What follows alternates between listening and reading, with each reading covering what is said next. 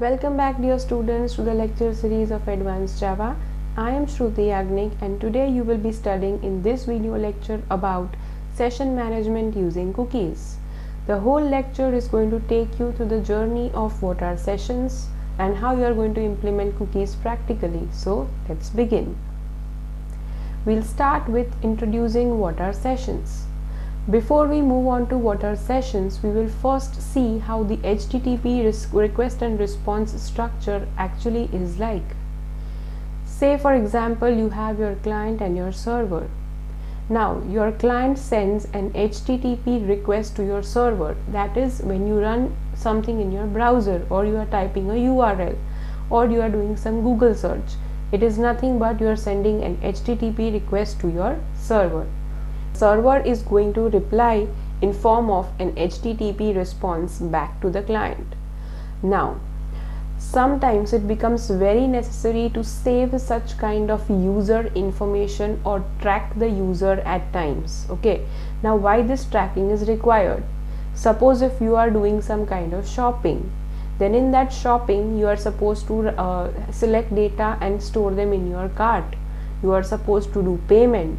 Okay, so all this user information regarding what he is buying, what quantity he is buying, what is the amount that he needs to pay. Now all these things have to be tracked as per a user for a particular user. That is why session management is very important. Okay, now all these details that you are giving or requests that you are giving to the server are in form of HTTP request. Now HTTP is a stateless protocol. Now what do we mean by a stateless protocol? By stateless we mean if you are giving a first request to the server and you are getting back a response, the server forgets you totally. So when you are sending a second request to the same server, the same website, then you will be considered as a fresh user but not a user who has once done a transaction with that website.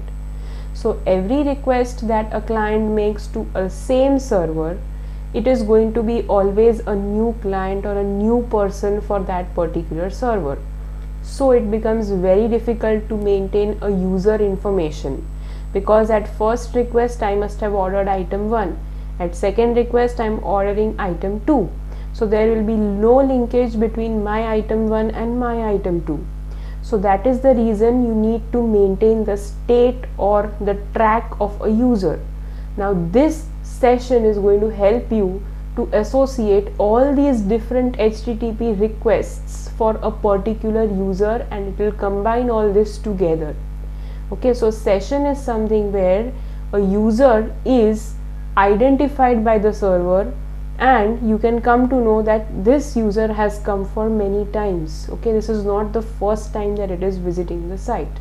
This is called session management and it needs to be done because HTTP is a stateless protocol. Now let us see what are sessions.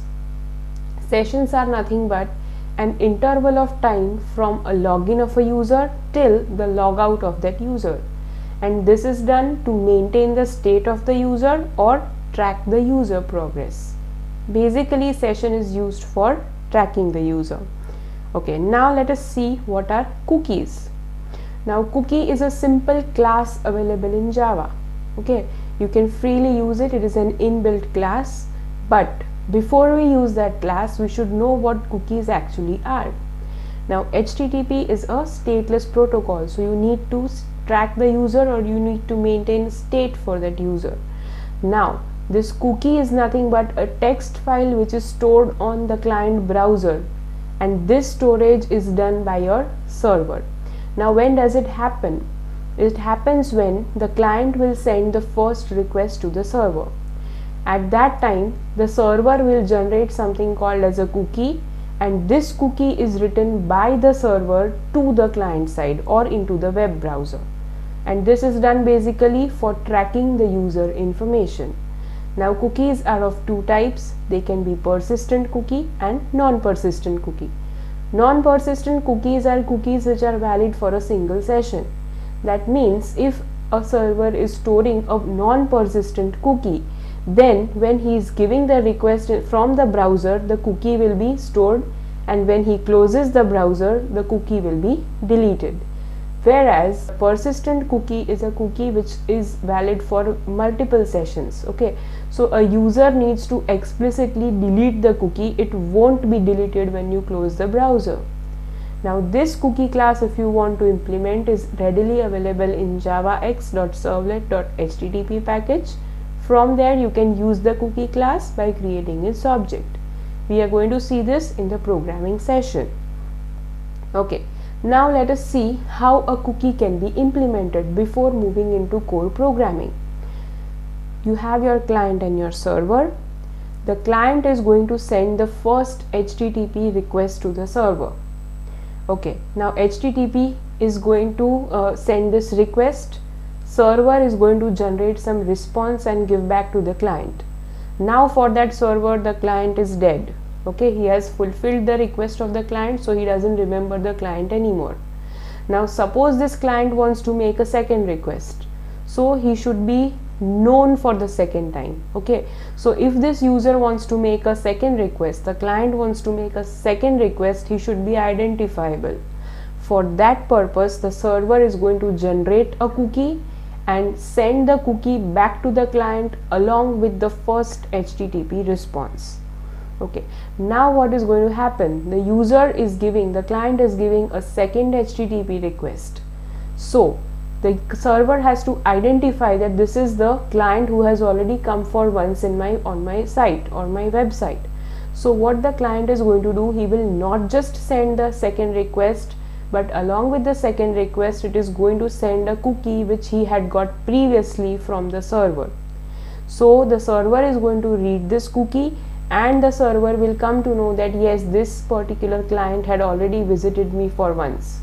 So this information of the server, of the client, will not be new to the server, and the server will be able to give a response back to the client. The second time he doesn't need to create a cookie. Okay, the cookie is created only once when the user is visiting for the first time. So this is how your cookies are implemented actually and used in practical website programming to maintain session information. Now let us see how we can code the cookies. So let us see how you are handling cookies and how you are managing session. So what we are going to do in the program is we are going to create a form that is going to accept the username. This form we are going to redirect to a servlet. The servlet is going to read the username and he is going to set a cookie based on that username. Now we also will create another servlet which is going to read the cookies, and we are going to create a third servlet which is going to delete the cookies. So let's begin the exciting journey of cookies. Hello students, welcome to the programming session of cookie implementation. This is a simple form which I have created. This is my create cookie servlet. I have done nothing, I have just imported and I have implemented the do get method in which there is provision for writing. Same applies for deleting a cookie and same applies for reading a cookie. Okay, so these are the three servlets that I have created. This is my form. In my form, I am going to move on to create cookie class. I will redirect it to this class. Okay, so let me just write create cookie here. Okay, so this create cookie, it is going to move on to web.xml. It will find create cookie name. Okay, it should run with this URL pattern and it should call the create cookie class from here. So this file will be called, right? Okay, so from this form it is taking the username and it is moving on to create cookie. So whatever username the client is going to type, we will create the same cookie, the cookie with the same username. Okay, so first thing is we need to do is request dot get parameter. Using get parameter username, we can get the data from the form. So let us take this as your string. Now I want to set a cookie. So for setting a cookie, I have the inbuilt cookie class.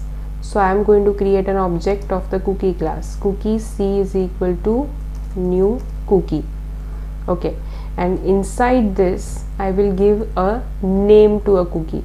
So suppose I am giving this cookie a key, that is this, and then I can give a value. So this is a variable that I am setting. This uname is equal to this uname, and this uname consists of the parameter from the form. So whatever data the user is going to fill in the form will be stored in uname, and this uname will be stored as a cookie in username named cookie. Okay, so if I want to know what is the username, then this I should get as my answer. Okay, so this is how you can set a you can create a cookie. Now this cookie by default is not written. So if I want to store the cookie in the browser, or the server wants to write it on the client browser, then he has to do response dot add cookie. This add cookie method will be used, and it is returning nothing. It is just taking a cookie object inside. Okay, as you can see, a cookie kind of object. So this is your cookie kind of object. So you are going to add a cookie named C inside. As and when you do response dot add cookie, your cookie will be written. So let us now write a print statement, println cookie added. Okay, now let us run the code and check. This is my form. I shall run the form. Deployed admin and submit. Okay, cookie added. Okay, now the cookie is been added. We shall now read the cookie. So let us move on to read cookie. For reading the cookie, we have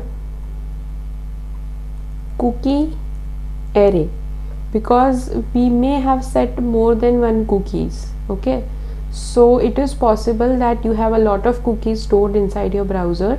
So if you want to retrieve all the cookies, you need an array of cookie. Okay, so cookie array is equal to request dot get cookies. Now you can see get cookies is a method which is returning an array of cookie. So we are storing it in an array of cookie C. Okay, so get cookies is the method that is going to get all the cookies, and this we are getting from request object from Tomcat or Glassfish. Okay, so now we want to print this array. So generally I use a for each loop. So let me take a for each loop. So all the contents in my C array are going to be stored in a cookie type variable cookie. Okay, and now I can directly print. So out dot println, I can print C dot get name. Cookie dot get name. That is the name of my cookie. Okay, that is username, and we can get even the value of the cookie, right? So plus cookie dot get value. Okay, so this is my name and this is my value for the cookie, right? Okay, now let us see how many cookies are there in the browser. So we can run this. Now this file is independent of the create cookie file, independent of the form. Okay, because the form was useful only to create a cookie, and we have already created the cookie and our things are done. We have not yet closed the browser. The browser is as it is. So if it is a non-persistent cookie, it won't be deleted, right? Okay, so let us run the it won't be deleted and we could read it. So let us run the read cookie. Okay, let us see what it is giving. Okay, name is username and value is admin. So this is how you are getting the username, right? Okay, now let us see how you are deleting a cookie. So if you want to delete a cookie, first you need to be clear about what is the name of the cookie that you want to delete.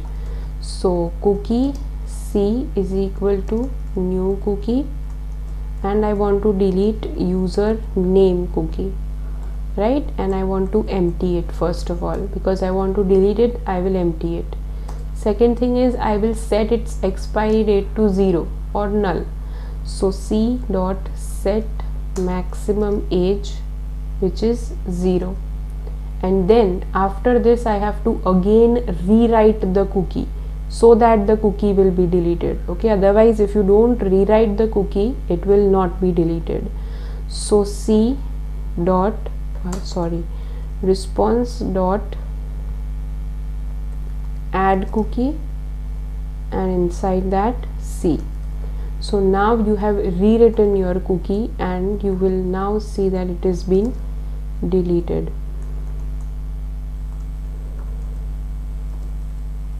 Deleted cookie. Okay, now let us run this code. I have run the code.